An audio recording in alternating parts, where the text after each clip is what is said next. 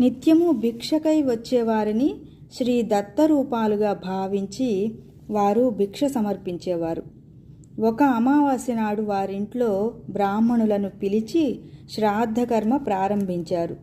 అలాంటి రోజున బ్రాహ్మణ భోక్తలు భోజనం చేయక ముందు మరెవ్వరూ భోజనం చేయరాదు అనేది శాస్త్రం.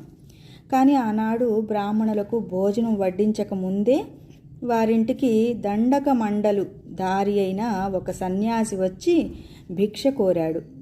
శ్రాద్ధ కలాపంలో నిమగ్నుడైనప్పుడు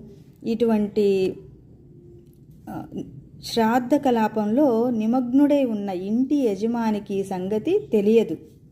ఇల్లాలైన సుమతి ఆ వచ్చిన సంయమేంద్రుడు శ్రాద్ధభోక్త అయిన పరమేశ్వరుడేనని, తమ కులదైవమైన శ్రీ దత్తాత్రేయుడేనని విశ్వసించి ఆయనకు